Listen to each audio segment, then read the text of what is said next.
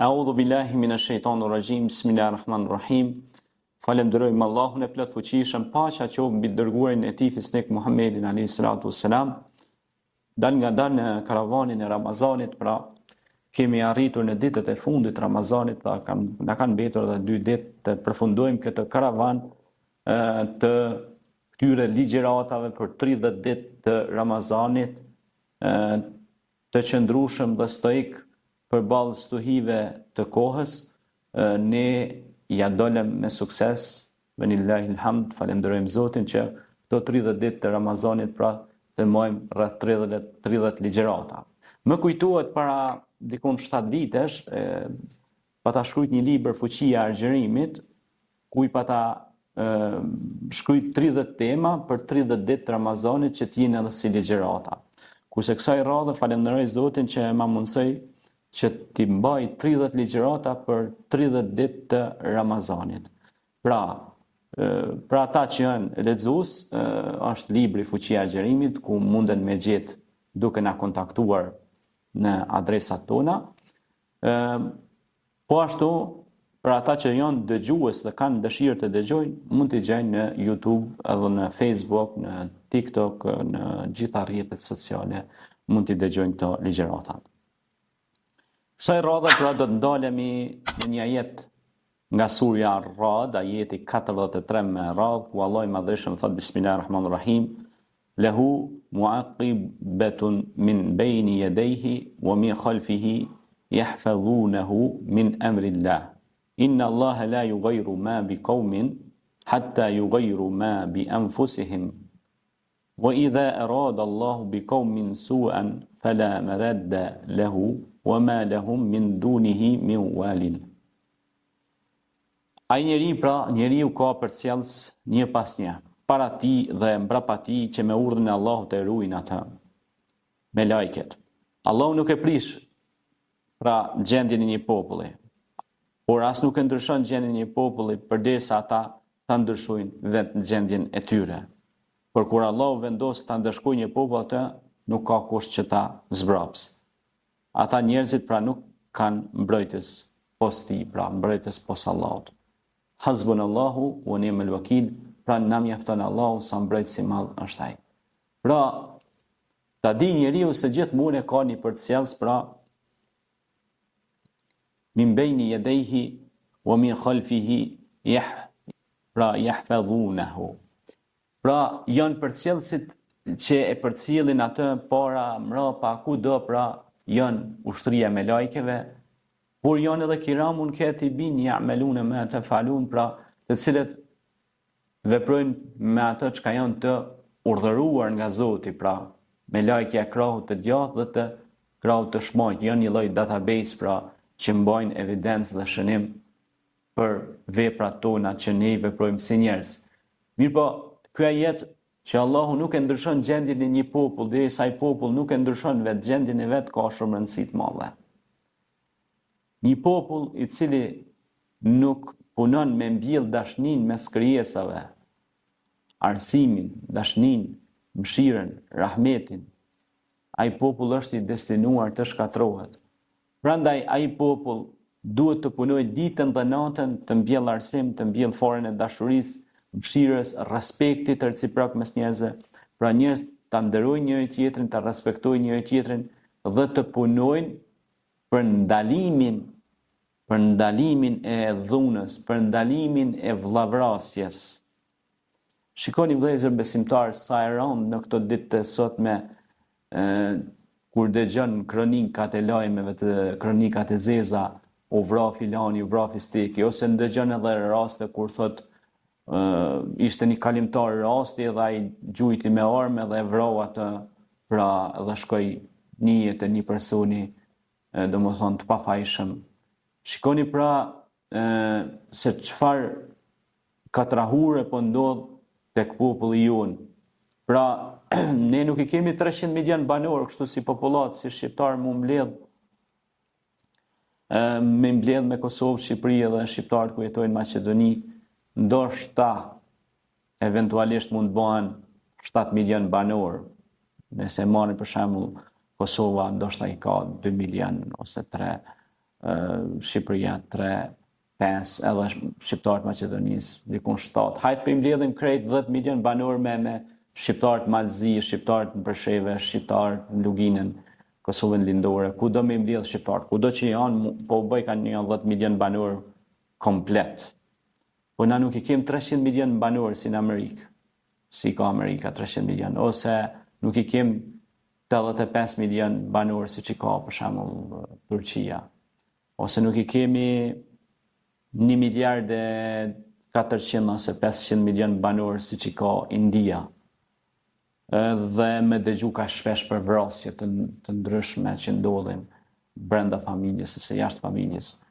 Kjo është një mesazh I fuqishëm me radhë të gjithë ne si thirrës, por edhe të gjithë profesorët, por të institucionet e ndryshme që duhet me punu shumë për me afru popullin të librit, të editoria, pashallah, po tjetër të librit.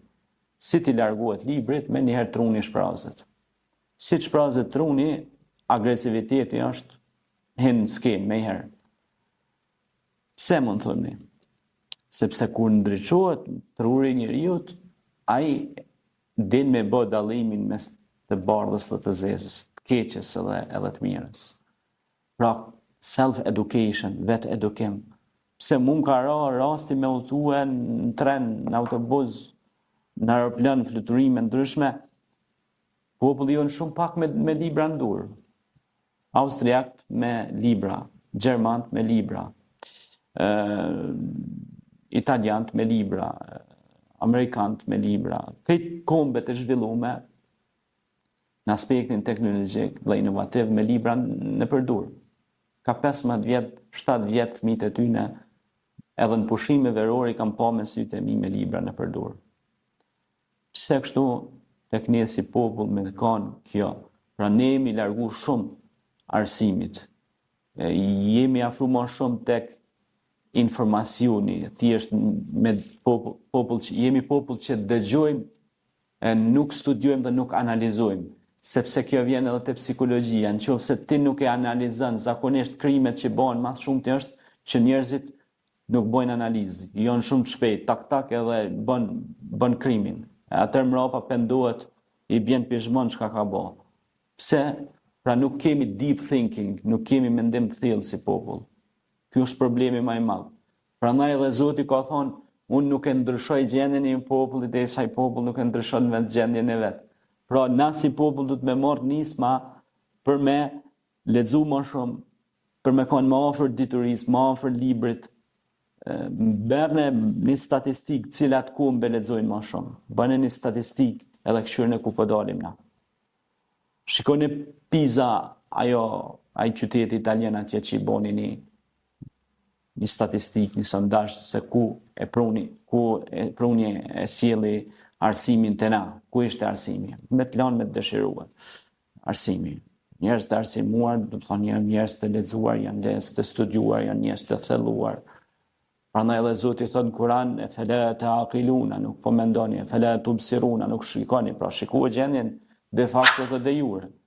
Pra nëse I merr statistikat domethënë studiuesve të ndryshëm në Evropë ose në botë, bën një farë lloj krahasimi, pra vim të ajo se Allahu nuk e ndryshon gjendjen e popullit derisa ai popull nuk e ndryshon vetë gjendjen e vet. Prandaj Kurani thret në dituri, thret në lexim, thret në analizim, thret në paqe. Pra ne kur I përshëndesim njerëzit, selamu aleikum, paqja dhe mëshira Zoti qoftë me ty. Paqe dhe mëshirë. Një njeri që bën krim, edhe një njeri që bën gjëra të këqija, ai nuk ka kur paqe. As me shpirt vet, as me mete veta. Mos flasim për mëshirë, sa aty s'vjen pyetja as mëshira hiç. Po ai as ka paqe, as ka mëshirë. E Kurani lufton pra që tek njerëzimi me mbjell paqen dhe mëshirën dhe afërsinë mes njerëzve. Dhe më dhon fund luftrave, vrasjeve dhe vllavrasjeve. Që qëllim ka Kurani. Sa fjala e Zotit. Zoti thot Kur'an, "Wala tufsidu fil ardi ba'da islahiha." Mos prishni, mos shkatroni në tokë se derisa un kam vënë rend dhe qetësi. Shkon njëri e prodhon bombën më të rrezikshme që ekziston në planetin tokë. E shkatron krejt bimësinë dhe habitatin që e ka kriju Allah në atë formë aq të bukur. Tash të merrni një shembull shumë konkret. Po shkojmë tash nga ky moment, po shkojmë diku në një bjesht të bukur që ose në një mal të bukur që akoma s'ka vendosur dora njeriu dorë aty. Edhe shikoni sa i bukur është ai. Shikoni çfarë lule të bukura ka aty. Shikoni çfarë burime ka aty. Shikoni çfarë ajri i pastër është aty. Shikoni aty, pra si thomë në xhenet e kësaj dunjaje, kopshte i kopshteve të xhenetit. Shkoni te një vend që ka shti dora njërit dorë aty.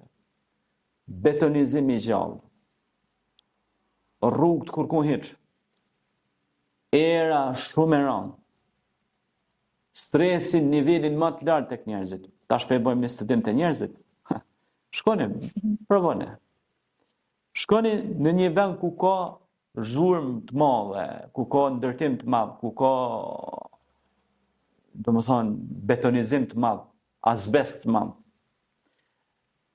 Shikoni, njerëz me stres, me probleme, ilaçe çdo dytë në ditë. Kurse shkoni atje në ato lartësitë e larta. Krejt pozitiv, tu qesh. Krejt njerëzit tu keshë, tu folë, tu buken, si thëshin përpara, buke krype zemër, njerëzit shumë dashtën me zjetë, të afrushëm mes njëri tjetrit.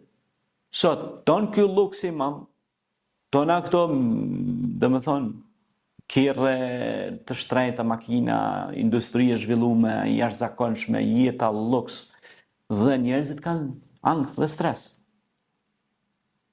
Kurse merre bëni një studim, pra njëri sa ma larg prej natyrës, aq ma larg është edhe prej Zotit. Sa ma afër natyrës, është ma afër edhe me Zotin. Pra ne kur kujdesemi për natyrën, prandaj zvistrant nuk janë popull budall. Zvistrant normale kanë zhvilluar ekonominë, po ata kanë investuar në mënyrën më marramendse si në aspektin ligjor, në aspektin e habitatit dhe natyrës. Sepse ke një gjelbrim të papamt aty në vendeve.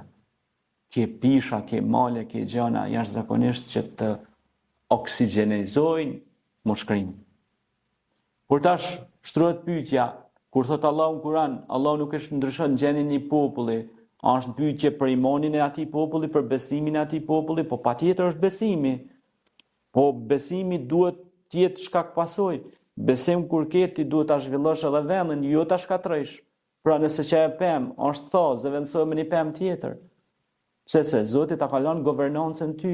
Wa idh qala rabbuka lil malaikati inni ja'ilun fil ardi khalifa. Ty ta ka lënë Zoti udhëhecinë e tokës, ta ka besu. Andaj ty që ta ka besu Zoti governancën udhëhecinë e tokës, ty ta ka lënë habitatin, ha? Ti ka lënë pemë, ti ka lënë këto të mira, po ti pse i prish? Pse shkatron? Pse i djeg? A ti të mund bo ma i menqëm se krijuesja? Kjo është pra me të vërtet për të çuditur me njeriu. Pastaj, kur shohim disa qytete, mbetjet inertit, katastrofike, pra puna në një qytet duke ecë aty edhe pash disa mbetje, bile hiç më larg se sot. Mbetje, mbeturinash, akoma të pahekura nga aty. Ndoshta ka një vit që unë isha ato rregullisht, mbetje masovike që do të bëjnë bagerat mëdhaj me hiq për atyshit. Aty ka azbest, ka mbetje kancerogjene, toksike në këto qytete, rrezikohet jeta e njeriu. Ndaj Zoti nuk e ndryshon gjendjen tonë derisa na nuk marrim pra masa vepruese për ta larguar ato mbeturina dhe për ta zëvendësuar me mbjelljen e pemëve se luleve se gjëra të tjera. Pse japonezët që kanë kom budall, ta marrim një kom tjetër, që janë aq të pastër dhe i kushtojnë rëndësi luleve, pemëve, gjelbrimit në mënyrë të jashtëzakonshme, përdorin drurin jashtëzakonisht shumë. Sepse druri është i shëndetshëm, në shtëpitë e tyre përdorin drurin. Nuk përdoren pra ose shkombet e zhvilluara që janë zhvilluar shumë përdoret druri. Pse se është më i shëndetshëm për organizmin e njeriu. Pastaj thotë, po ata po jetojnë gjatë, na dikur thotë kena jetuar gjatë. Shiko ku ke gabimin. Ata jetojnë gjatë për shkak se përdoret druri, kanë bëhen domethënë analiza edhe në objektet banesore, bëhet studim për këto muhabete, sepse ka mbetje kancerogjene, ka mbetje inerte, të cilat përpunohen, riciklohen edhe përdoren në ndërtim, po ato njeriu i merr edhe kur ato flenë gjumë. Prandaj Allah nuk e ndryshon gjendjen e një populli derisa ai popull e kalon leximin, e kalon librin, e kalon industrinë, e kalon gjithë shkafin. Normal që nuk e ndryshon Allah gjendjen e këtij populli, kur ne si popull nuk marrim iniciativa që të sensibilizohemi edhe të zhvillohemi në këtë drejtim. Pikërisht pra, kështu kuptohen ajetet e Kuranit. Dhe kështu kuptohet fjala e krijuesit, sepse kjo është fjalë që ju flet mendjeve të shnosha. Kjo fjalë ka elekuencë dhe kërkon interpretim mbi pra bazat edhe ditore edhe kohore edhe jetësore tek njeriu. Dhe nuk kërkon interpretim të shtërpt ose literar, por duhet me kërku ato në jetën tonë të përditshme. Kështu bënte edhe Omeri radiallahu anhu, i cili fliste diçka dhe si që fliste diçka vinte ajeti i Kuranit që e miratonte atë çka kishte thënë Omeri. Tash fillun do njerëz me dyshu me thonë, ej, çka ka bëhet kështu se Kurani është shpallë pe Zotit jo pe Omerit. Mirë po Omeri mendonte kuranikisht, kështu me gjetë një farë shprehje. Se sa ai kishte ajetet e Kuranit, mirë po mbështette në to dhe nga fluiditeti i shpjegimit të Kuranit, ai ju tregonte njerëzve çka pra është e mirë, çka e ka mësuar krijuesi i tij dhe çka është e keqe, çka e ka mësuar krijuesi i tij. Dhe jeta atyre dukej më ndryshe dhe shikoj më në këndin e perspektivës dhe prosperitetit.